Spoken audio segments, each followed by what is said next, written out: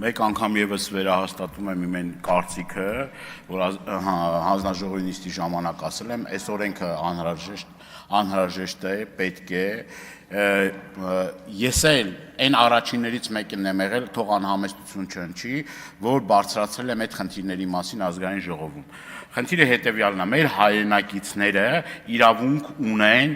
նորմալ միջավայրում իրենց, չգիտեմ, երեխաներին դպրոց տանելու եւ այլ։ Այս խնդրի առջեւ հազարավոր մեր հայրենակիցներ բախվում են։ Ունեմ տվյալներ, բայց չեմ ուզում այդ տվյալները հիմա հրապարակեմ, ձեզ ծանրաբեռնեմ, բայց այստեղ կարևոր շատ առանցքային հարց կա։ Մենք պետք է հակադրությունների մեջ այս ամեն ինչը չնայենք։ Հասարակության մի մասը կներեք, մեր հայրենակիցների մի մասը կողմ է այդ բռնություն կիրառել կենդանիների նկատմամբ, մի մասը ասում է ոչ, այս օրենսդրորեն պետք է այս ամեն ինչը կարգավորել, ոչ մեկ իրավունք չունի անպատասխանատու մոտեցում ցուցաբերելու, չգիտեմ, հաշվեհարդար տեսնելու, եւ եթե այս ամեն ինչը կարգավորված չի, մարդը գնում է այդ հաշվեհարդարների հետևից, ինքն է փորձում այդ խնդիրները լուծել, եւ այս ամբիոնից բազմաթիվ անգամներ մի հարցի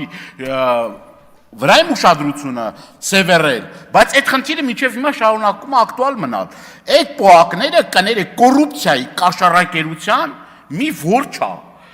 Եվ ես դա հիմնավորված ասել եմ, փող են ստանում եւ այդ ստերջացման գործընթացը ոչ պատշաճ են կազմակերպում, որովհետեւ այդ ստերջացումից հետո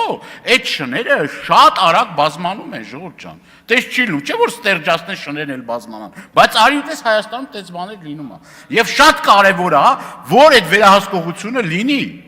Շատ կարեւոր է, որ այդ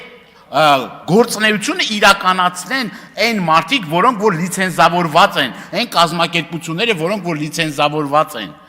Ժամանակս կարճ է, Բայց ճիշտ է ասում պարոն Դանիելյանը, որ վերահսկողությունը պետք է իրականացվի, նենց չէ որ առաջին անգամ ենք պարոն Դանիելյանից ենք լսում, որ իրոք այդ շները, որոնք ստերջացվում են, հետո պարզվում է, որ այնուամենայնիվ իրանք բազմանում են, եւ դա նշանակում է, որ այնտեղ ինչ որ մեկը ինչ որ մի բան այնուամենայնիվ չի անում, կամ սխալ է անում, կամ էլ ուրիշ տեղ է անում, համաձայն եմ։ Ագնեսա Խամոյան, համեցեք։ Դահլիճում լռություն։